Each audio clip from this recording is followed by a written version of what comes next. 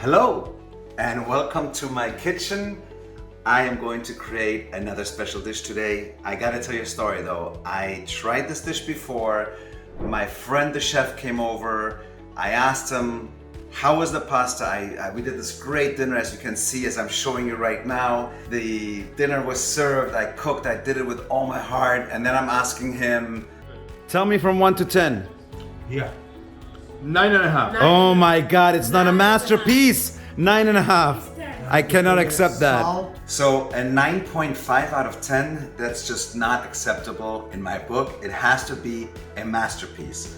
So I'm going to recreate this dish. I gotta give him some credit though. He told me some pointers, what I needed to do to make this a masterpiece. I'm gonna show you step by step on how to make a masterpiece of bolognese sauce over rigatoni. So let's start, let me show you the ingredients.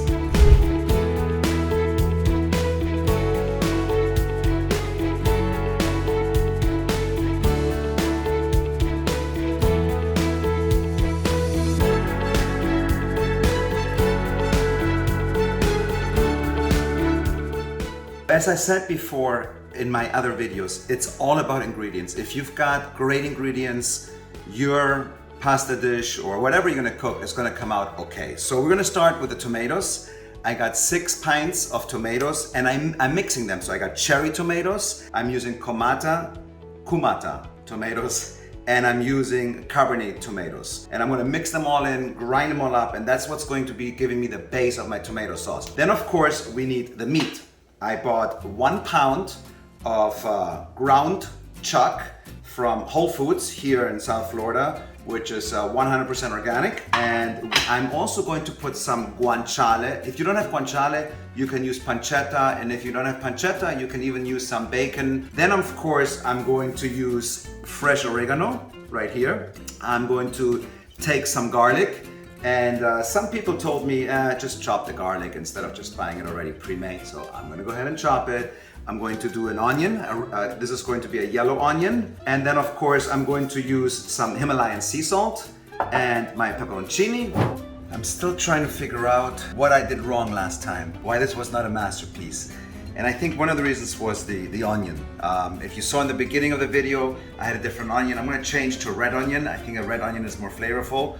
So I'm gonna do the red onion, and I'm going to take 7 garlic cloves and I'm gonna chop them small now. This much of an onion, this one I'm just gonna leave out for now, and I'm gonna start chopping. And of course you can cut it, or if you just wanna go and make a fast, awesome masterpiece meal, you just do this. Chops, and this is how it comes out. So we're gonna continue. I wanna make sure that the onion is very small. I'm gonna start dumping it into the pot. And you see how nice and small they are? And now I'm going to put the garlic, a lot of olive oil, here the onions, very finely chopped. And I'm gonna put them on while I cut the garlic into, or chop the garlic into small pieces. So as you can see, garlic is very small as well. And the reason I am putting in the onions first because they're going to take a little bit longer to get brown than the garlic. So that's why I'm going to start going.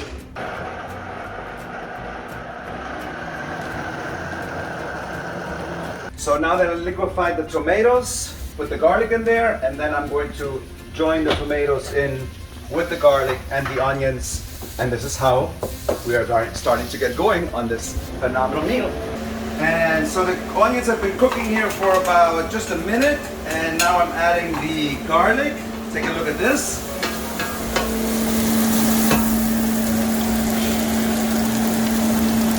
Looks very nice. The garlic is getting just a little tiny touch of brown. I'm going to add the tomatoes. Look at that.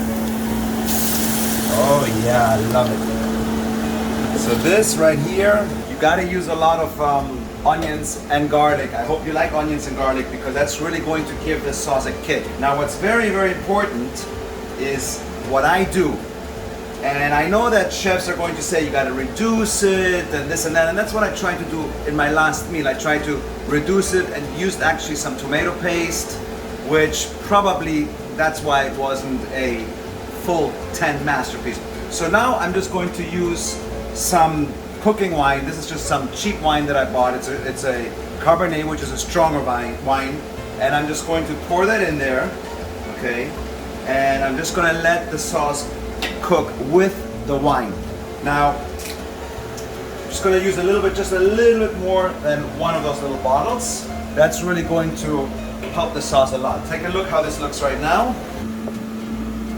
Okay, and now of course we have to season it. So let me show you step by step of what we're gonna do on how to season this. Just about this much right here for now.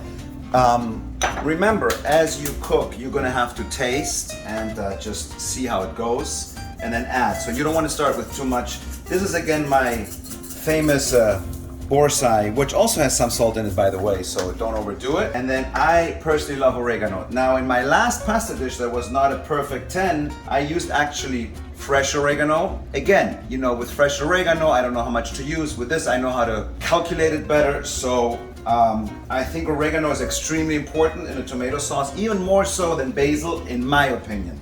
How are we looking at right now? So I have it on high right now, but I'm going to obviously put it on low. So now I'm going to start with the meat. I'm going to cook the meat separately now, and I'm just going to put some olive oil in here to get it going. And then I'm going to transfer it into the tomato sauce, but not right away. Browning it and cooking it a little bit and then adding it a little bit later. Here we are with the meat. As you can see, it is just starting to slowly get brown. All right, the meat is ready. And here I'm going to cut some guanciale into the pasta sauce. The guanciale is really gonna give this the real kick that we need. I'm gonna cut them into very small pieces. Excuse my clumsiness here. As I said, I'm not a chef, I'm just a homeboy bringing you home-cooked meals that are really, really good. Here we go, we're gonna put the guanciale in.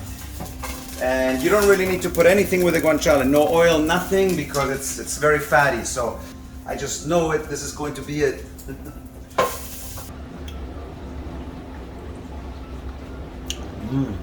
One last secret ingredient I'm gonna add into the sauce is my sun-dried tomato pesto.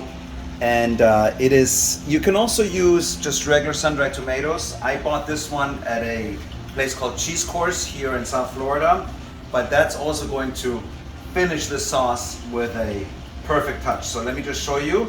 I'm just going to put one big spoon like this. That's all I need. And I tell you one thing, I'll take this over tomato paste all day long. Tomato paste, I think, yes, it thickens up the sauce a little bit, but I think it ruins it. Keep it all natural, use fresh tomatoes, use sun-dried tomatoes, let it reduce by itself. Don't try to do something that's not gonna make it a masterpiece, which is what I did in my last meal. And this one I think is going to be a masterpiece. So this is where we at so far. You're gonna think I'm crazy. Well, first of all, there's salt missing. I gotta put more salt. So I'm adding a little bit of salt. And then, believe it or not, just a touch of balsamic vinegar. Yes, balsamic vinegar. It adds something to the sauce. Gotta use a really good one though. Look at this. Look how much I'm gonna put in. Not too much. And that's going to give it also a little bit more flavor. I'm telling you, this sauce is on its way to be an award-winning masterpiece. Of course, with every perfect pasta meal, you need perfect Parmesan cheese. So I bought this new machine here that I think looks pretty cool. I have to figure it out. And I'm just going to grind my Parmesan cheese here. Look at this. Oh yeah, this makes life much easier. But the Parmesan cheese comes out really, really nice. Look at this.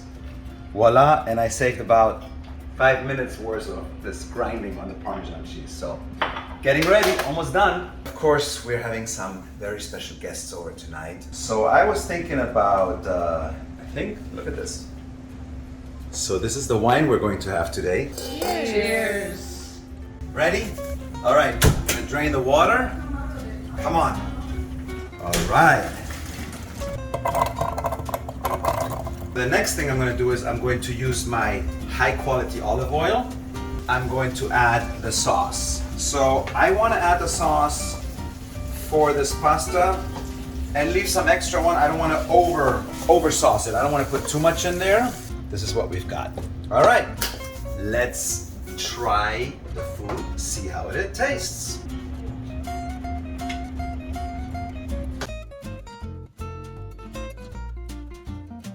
All right, now I want to have your honest opinion on what you think about this rigatoni alla bolognese.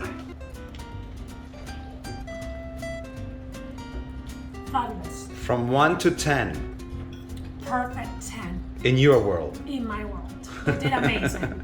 Little hiccup that we had earlier get resolved. Oh, Does yes, it? Yeah. yes, You want me to definitely. tell you what I added to make it perfect, to make it into this perfect masterpiece? Not yet. Not yet. Gonna keep it until the end. Okay.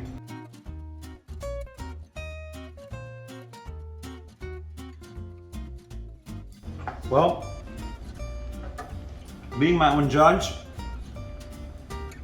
I always love to put some Parmesan cheese. Subscribe, like, and I'll bring you more videos every week. Cheers. Cheers.